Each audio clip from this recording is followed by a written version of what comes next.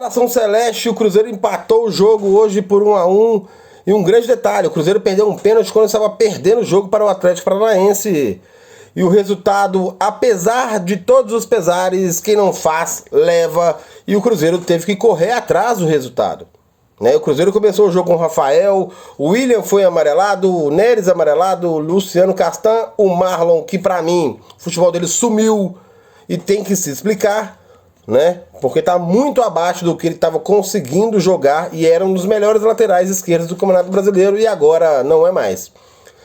O Machado que entrou, Lucas Silva, Japa que entrou, o Nicão, que ninguém sabe porquê ou ninguém consegue entender essa entrada, porque nada fez.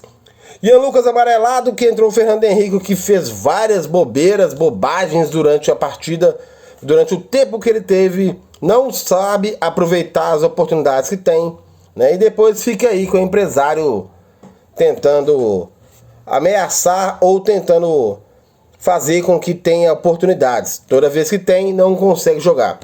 Matheus Pereira, que fez um golaço de empate. Bruno Rodrigues, obrigado pelo trabalho, A torcida do Cruzeiro é muito grata por ti, mas eu acho que você está provando pra gente mesmo que o seu tempo está acabando para vestir a camisa do maior de Minas.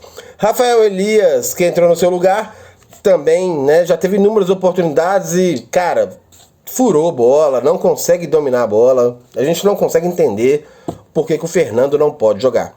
Arthur Gomes e depois Robert, O Atlético Paranaense vem um time muito compacto, Hoje aconteceu a questão da lei do ex, gol do Vitor Roque, Gol do traíra do Vitor Roque. Enfim, que Deus abençoe, que ele possa ter uma carreira longeva.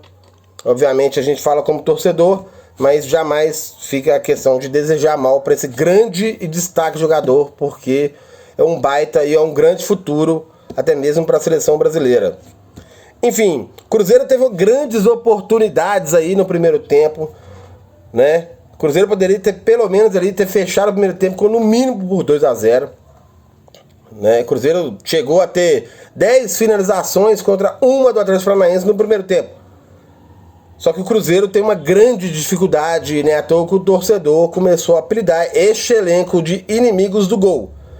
Precisa bater,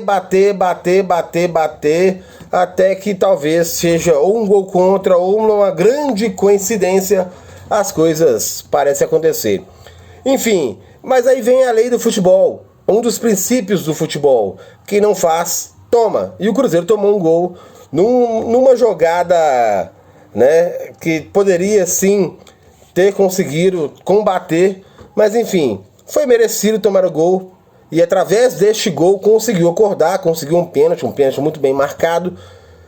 Porém, o Bruno Rodrigues bateu muito mal, E não tem condições de você bater um pênalti daquele em cima de um goleiro que hoje em dia veste a camisa da seleção brasileira, Até um desrespeito. Enfim, mas o Cruzeiro depois conseguiu empatar o jogo com um golaço do Matheus Pereira. Teve algumas oportunidades, Talvez se tivesse feito com um pouco mais de qualidade, poderia ter virado o jogo. Mas cobrar disso para um time que não consegue fazer, na média, mais do que 2 gols por partida, vai ser um grande exagero da minha parte. Agora o Cruzeiro está em 14º com 45 pontos, perdeu uma puta oportunidade de estar igualando ao Corinthians, porém passaria ao Corinthians devido ao número de vitórias. Enfim, vamos pegar a parte da tabela aí. O Cruzeiro é o 14º com 45 pontos, 11 vitórias. O Santos é 43 pontos com 11 vitórias. O Vasco 42 pontos com 11 vitórias. O Bahia 41 pontos com 11 vitórias. Ou seja, 14º ao 17º, os 4 clubes têm o mesmo número de vitórias.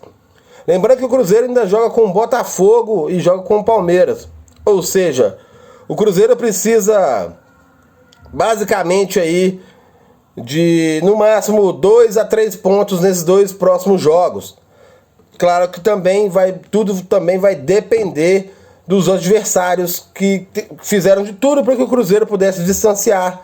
E o Cruzeiro não conseguiu fazer a sua parte. Pelo menos não perdeu. Pelo menos conseguiu fazer um grande ponto, e entra naquela média de 46 pontos para poder não ser rebaixado.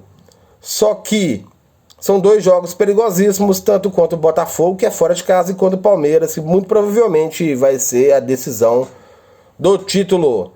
Enfim, eu agradeço mais uma vez a oportunidade, que vocês tenham um ótimo restante de semana e Deus abençoe.